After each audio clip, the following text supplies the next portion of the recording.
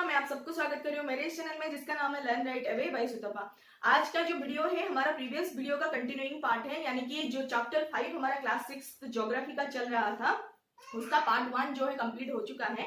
And आज जो है हम लोग पार्ट 2 डिस्कस करेंगे एंड आज के वीडियो में जो है पार्ट 2 कंप्लीट हो जाएगा। ठीक है, आज का जो वीडियो है बहुत ज्यादा इंपॉर्टेंट है क्योंकि देखिए लास्ट पार्ट में ही मैं आपको बोल दी थी कि ये बहुत ही फंडामेंटल चीजें होती हैं एंड एग्जाम में ऐसे तो लगता है कि बहुत इजी, सब सारी चीज बहुत ही इजी है, लेकिन ऐसे पता नहीं चलता है जब एग्जाम के टाइम आता है तो ऐसे बहुत ही फंडामेंटल क्वेश्चन जो है हमें जनरली याद नहीं रहते हैं। ठीक है, तो लगने में ये बहुत ही सहज लगता है, लेकिन थोड़ा सा हमें रिवाइज करनी चाहिए क्योंकि बहुत ही छोटे लेवल का ये बुक है एंड फैक्ट्स है। तो अगर इतना हमें अगर एक बार रिवाइज कर लेंगे तो भी सफिशिएंट है, लेकिन एक बार भी रिवीजन चाहिए। तो एक ही बार आप अगर कहीं भी अच्छे सोर्स से अच्छे से पढ़ लेते हैं या फिर अच्छे से कहीं से सुन लेते हैं तो भी आपका एग्जाम के लिए जो है काम बन जाएगा, क्योंकि हायर जो बुक्स है इसी से लिंक्ड होता है। क्योंकि देखिए ये जो 7th क्लास का बुक आएगा या फिर 8th क्लास का जो बुक आएगा ज्योग्राफी, चाहे कोई भी सब्जेक्ट आप ले लीजिए, उसमें अगर कोई भी टॉपिक इससे रिलेटेड आता है तो वो लोग डायरेक्टली मेंशन कर देते हैं कि 6th क्लास के बुक में हम लोग ये पढ़ चुके थे एंड अभी हम यहाँ से पढ़ रहे हैं। ठीक है, तो वो लोग ऐसे करके कुछ पार्ट जो है ओमिट कर देते हैं जो कि वो ऑलरेडी लोअर लेवल्स में कंप्लीट कर चुके हैं। ठीक है, तो वो लोग बार बार उसको रिपीट नहीं करते हैं अपर क्लासेस में, तो वो लोग ये मान के चलते हैं कि हमें लोअर क्लासेस का जो पढ़ाई है याद रहता है एंड इसीलिए वो लोग आगे जो है प्रोसीड करते जा रहे हैं। तो इसके लिए हमें भी उस हिसाब से मेमोराइज करते हुए ऊपर के लेवल तक जाना है एंड बच्चों के लिए भी ये बहुत ही बेसिक है एंड उनका जो फंडामेंटल है अभी से ही स्ट्रांग होगा एंड आगे जाके उनके लिए भी बहुत बेनिफिशियरी होगा। क्योंकि देखिए स्कूल लेवल का पढ़ाई अगर आपके दिमाग में अच्छे से इम्प्रिंट हो जाता है तो आपको कॉम्पिटिटिव एग्जाम के लिए दोबारा से दूसरी तरह का प्रिपरेशन नहीं चाहिए होता है। आप एकदम आपका ऐसे ही ग्रेजुएशन कंप्लीट होता है एंड एग्जाम में बैठते हैं तो आपका अच्छा खासा मार्क्स आ ही जाता है। ठीक है, तो अभी से अगर आप ट्राई करेंगे कि जो बेसिक्स है अच्छे से समझ के मेमोराइज करने के लिए, वो आपके एग्जाम में अभी के एग्जाम में टाइम हेल्पफुल भी होगा, अच्छा सा मार्क्स भी आएगा, अच्छा रैंकिंग भी दिलाएगा एंड आगे जाके भी आपको बहुत सारे एंट्रेंस एग्जाम्स में ये जो है हेल्प करेगा। ठीक है, और जनरली भी हमें ये लाइफ में बहुत ऐसे काम रहता है जो कि in general day to day life हमारा रहता है, उसमें भी हमें ये बहुत सारी चीजें जो है नॉलेज जो है हेल्प करता है बहुत सारे बेसिक थिंग को समझने के लिए। ठीक है, तो जब कुछ ऐसे एग्जांपल्स आएगा तब मैं आपको समझा दूंगी कैसे ये हमें डे टू डे लाइफ में भी हेल्प करता है। ठीक है, तो चलिए चलते हैं पढ़ाई की तरफ। हमारा जो बुक है जनरली ये चैप्टर 5 जो था हमारा बुक का, वो हेडिंग था हमारा मेजर डोमेन्स ऑफ अर्थ।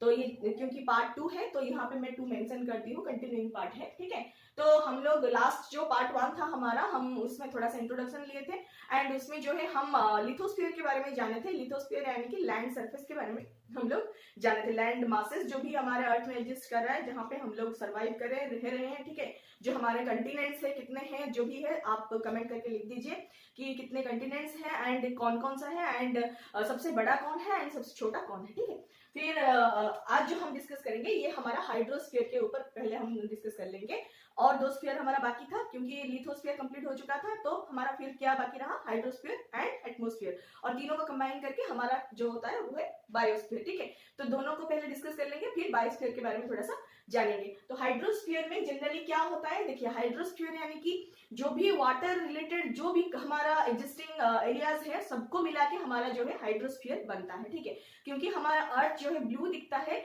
वो इसीलिए दिखता है क्योंकि वहां हमारे अर्थ में जो है 3/4 ऑफ वाटर है। ठीक है, यानी कि 71% हमारा अर्थ का जो एरिया है वो वाटर से कवर्ड है, इसीलिए अर्थ जो है सैटेलाइट से देखने से ब्लू दिखता है। ठीक है, इसीलिए इसको जो है ब्लू प्लैनेट भी बोला जाता है एंड रेस्ट जो 29% है वो 29% हमारा लैंड मासेस है। ठीक है, और जो 71% जो वाटर है उसमें से भी 97% से ऊपर 97.5% लगभग जो है हमारा सल्टी वाटर है, यानी कि ओशंस में पाए जाते हैं। ओशन का वाटर कैसा होता है, आप लोग कभी भी अगर कहीं पे भी बीच में घूमने गए होंगे तो देखे होंगे कि जो वाटर है बहुत ही सल्टी रहता है ना, तो उस टाइप का वाटर जो है हमें कितना मिला है 97.5%, जो कि हमारे लिए पीने लायक नहीं है लेकिन दूसरी तरह से बहुत काम में आता है। ऐसा नहीं कि अवेलेबल है तो बेकार का चीज है, ऐसा नहीं है, बस पीने के लिए सुइटेबल नहीं है, लेकिन उसमें से हमें बहुत कुछ चीजें मिलता है। ठीक है, और बाकी जो लेस देन 2.5% है, मतलब 2.5% से भी कम जो वाटर है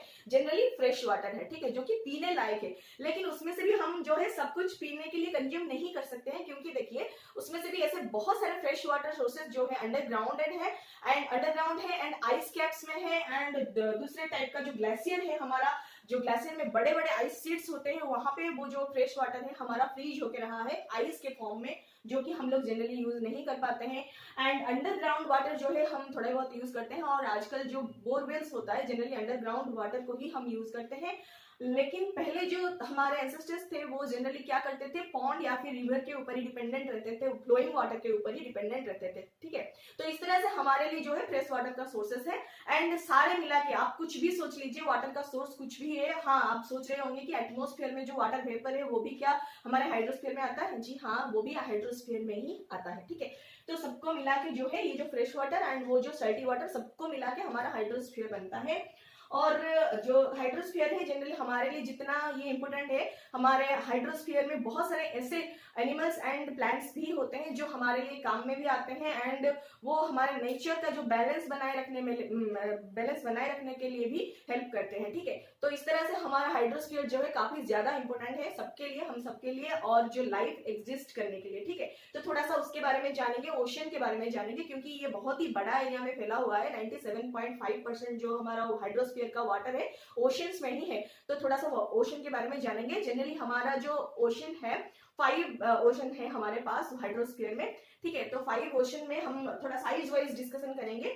पहले जो है सबसे लार्जेस्ट जो है हमारा पैसिफिक ओशन है, एंड दूसरा जो है सेकेंड लार्जेस्ट है वो है अटलांटिक ओशन, फिर थर्ड लार्जेस्ट है हमारा इंडियन ओशन, एंड फोर्थ है सदर्न ओशन, एंड फिफ्थ जो है आर्कटिक ओशन, ठीक है। तो इस तरह से हमारा साइज वाइज जो है सबसे पहले सबसे बड़ा ओशन जो है हमारा पैसिफिक है, एंड सबसे छोटा जो है आर्कटिक ओशन है, ठीक है। आपको थोड़ा सा साइज के हिसाब से याद रखना होगा, सबके लिए इक्वली इंपोर्टेंट है, बच्चे जो पढ़ रहे हैं उनके लिए भी एंड जो कम्पिटिटिव दे रहे हैं उनके लिए भी, ठीक है।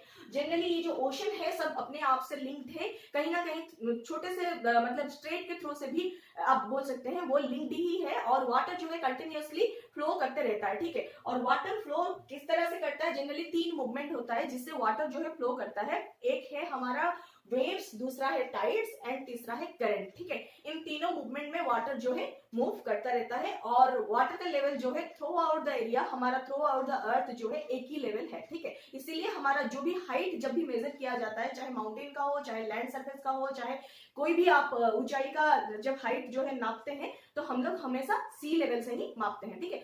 सी लेवल यानी कि मीन सी लेवल जो हमारा रहता है उसी से ही हम लोग ये जो मेजरमेंट लेते हैं या फिर नापते हैं, ठीक है। तो क्योंकि हमारा जो ओशन है हमेशा अपना सरफेस जो है बैलेंस रखता है और एक दूसरे से कनेक्टेड होकर बैलेंस्ड रहता है, ठीक है। इसीलिए हमारा जो मेजरिंग सरफेस है वो मीन सी लेवल है, ठीक है। फिर जो आता है हमारा पैसिफिक ओशन, एक एक करके सब ओशन के बारे में थोड़ा बहुत जानेंगे। हायर क्लासेस में तो इसके बारे में डिटेल स्टडीज करेंगे, लेकिन अभी थोड़ा सा इंट्रोडक्टरी फेज है तो थोड़ा थोड़ा जानेंगे कहाँ पे क्या है, ठीक है। लोकेशन के बारे में जानेंगे। तो पहले स्टार्ट करते हैं पैसिफिक ओशन से, क्योंकि ये सबसे बड़ा है तो पहले इसके बारे में जानेंगे। ऑब्वियसली ये लार्जेस्ट है।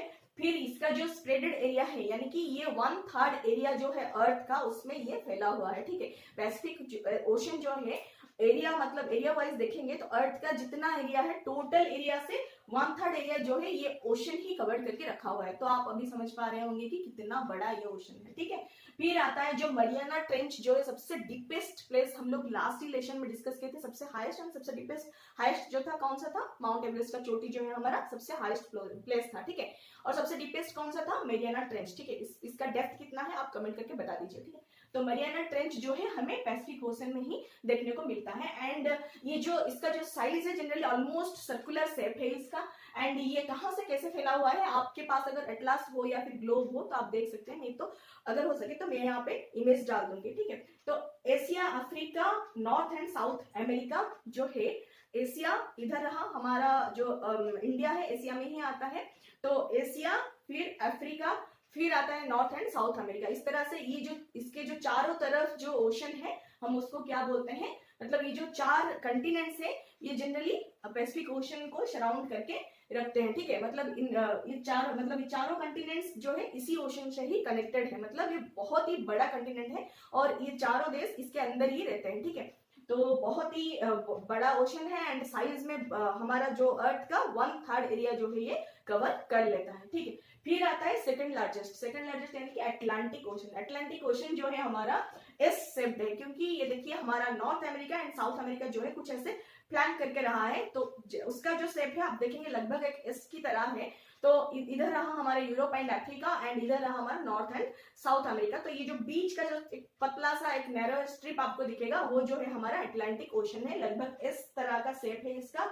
एंड ये generally north and south America west side में एंड ईस्ट साइड में जो है अफ्रीका एंड यूरोप है।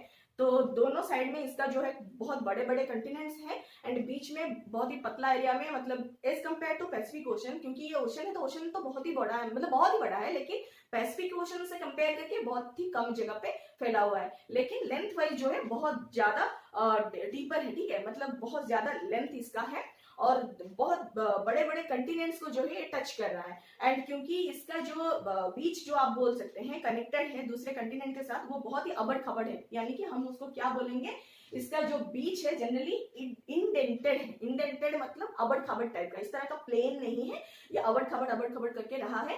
तो वो जो एरिया जनरली है थोड़ा सा उठा हुआ है, फिर धसा हुआ है, फिर उठा हुआ धसा हुआ है, इस तरह से जो है जनरली हमें किसके लिए हेल्प करता है, आर्टिफिशियल हमारा जो पोर्ट्स बनाने के लिए हेल्प करता है, नेचुरल पोर्ट्स बनाने के लिए, हार्बर्स बनाने के लिए भी हेल्प करते हैं, जो कि हमें मतलब ट्रांसपोर्ट में हेल्प करता है थ्रू वाटर मीडियम, है ना। तो वाटर मीडियम में जो हमें ट्रांसपोर्टेशन होता है, बहुत ही ज्यादा हमारा ट्रांसपोर्टेशन वाटर मीडियम में ही होता है। और ये जो 4 कंटिनेंट, बहुत बड़े बड़े कंटिनेंट जो है इसके साथ कनेक्टेड है एंड ज्यादातर अटलांटिक ओशन के थ्रू से बहुत ही ज्यादा हमारा ट्रांसपोर्टेशन होता रहता है।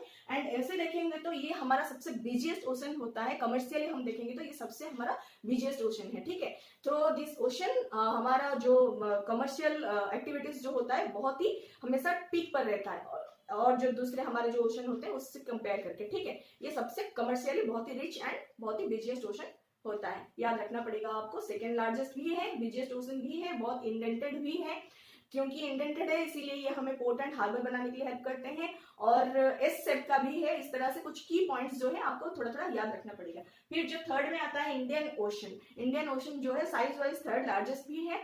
एक ही ऐसा ओशन है जो कि आफ्टर ए कंटिनेंट इसका नेम हुआ है, मतलब हमारे देश के नाम से इसका नाम बिठाया गया है, तो ये बहुत ही प्राउड की बात है। और इंडिया के नाम से इसका नाम है इंडियन ओशन एंड इसका शेप जो है ऑलमोस्ट ट्रायंगुलर है, और ट्रायंगल में से एशिया जो है नॉर्थ साइड में रहता है। और एशिया क्योंकि देखिए एशिया में ही हमारे इंडिया में आता है, इंडिया भी आता है, और इंडिया के नीचे से जो है ये ओशन जो है फैला हुआ है। तो ऊपर जो है एशिया है, वेस्ट में जो है अफ्रीका है, ईस्ट में जो है ऑस्ट्रेलिया है, ठीक है। तो इस तरह का 3 कंटिनेंट तीनों साइड है और इसका साइज जो है लगभग एक ट्रायंगुलर शेप का ही है, ठीक है। फिर आता है सदर्न ओशन। सदर्न ओशन जो है हमारा सदर्न हेमिस्फीयर का जो 60 डिग्री लैटिट्यूड है वहां से लेकर के हमारा एंटार्क्टिका जो कंटिनेंट है वहां तक ये जनरली फैला हुआ है। और एंटार्क्टिका जो हमारा कंटिनेंट है इसको मतलब वो कंटिनेंट को ये जो ओशन है सराउंड करके रखा हुआ है, ठीक है। इतना ही याद रखना है इसके बारे में। एंड आर्कटिक ओशन जो है जनरली आर्कटिक सर्कल जो हमारा है, आर्कटिक सर्कल और नॉर्थ पोल जो है, आर्कटिक सर्कल के बीच में नॉर्थ पोल है,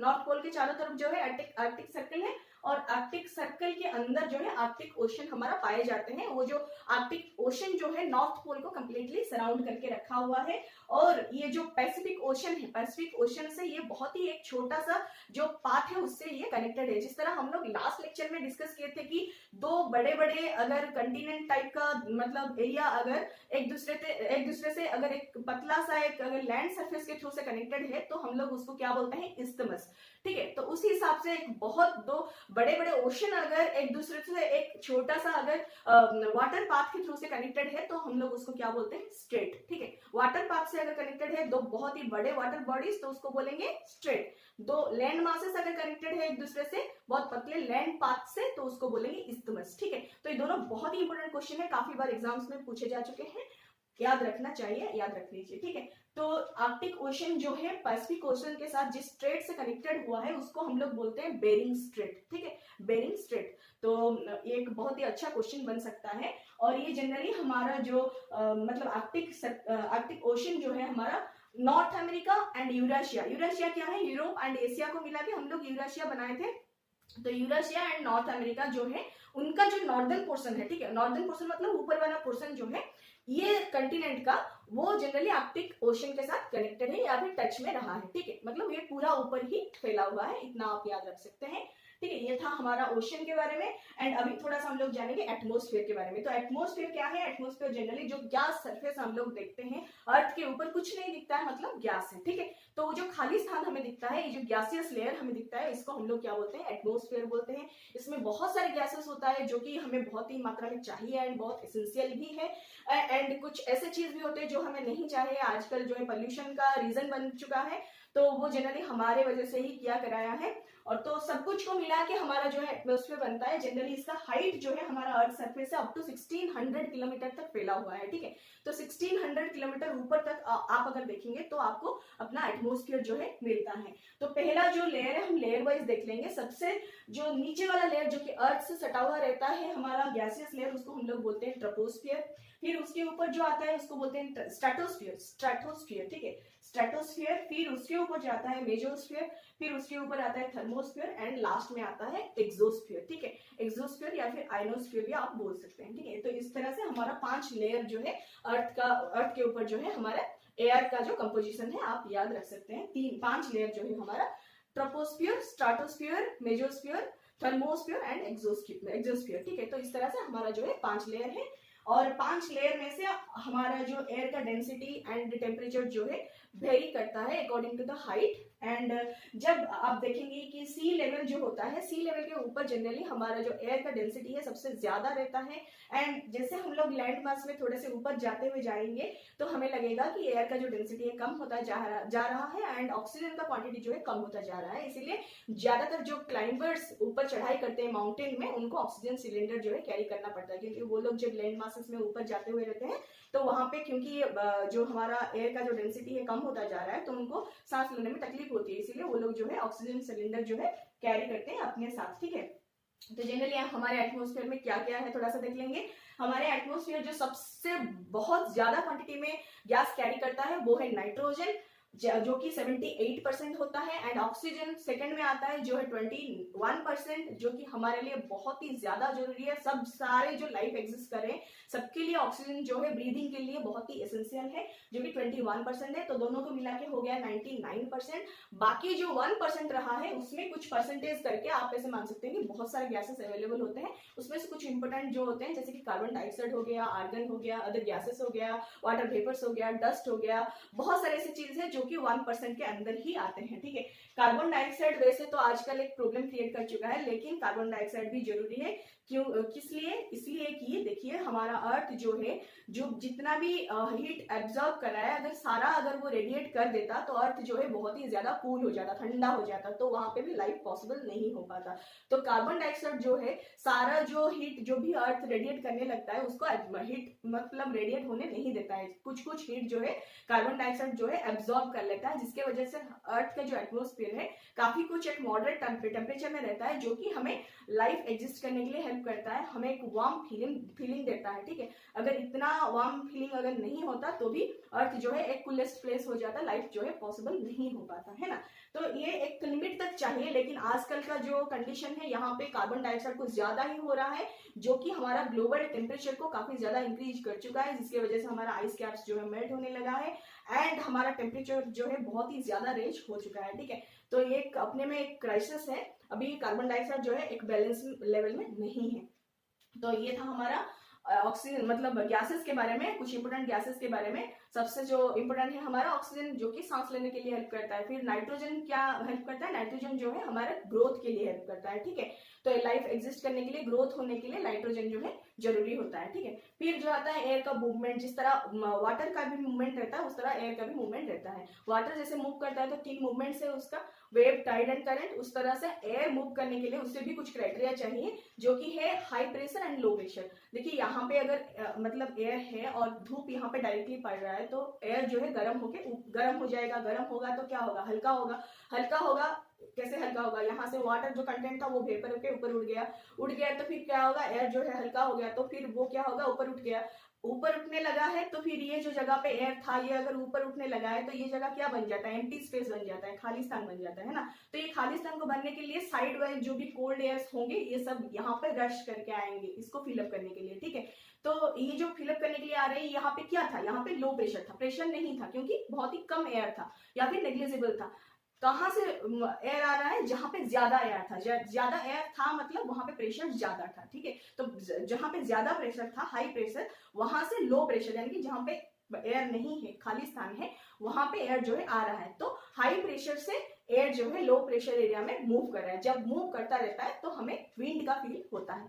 अभी हम लोग डिस्कस किए थे वाटर एयर वाला चैप्टर जो था हमारा साइंस का, उसमें हम लोग डिस्कस किए थे कि एयर जो है जब स्टिल होके रहता है, जब स्थिर होके रहता है हम उसको एयर बोलते हैं, लेकिन जब वो मूवमेंट करता है तभी जाके हमें मतलब उसका फीलिंग आता है एंड हम उसको क्या बोलते हैं, विंड बोलते हैं, ठीक है। तो ये जो हाई प्रेशर से लो प्रेशर मूव करता है तभी हमें विंड का पता चलता है। एंड प्रेशर से मूव करते टाइम जितना स्पीड से वो जाता है उस हिसाब से हमें विंड का वेलोसिटी मिलता है।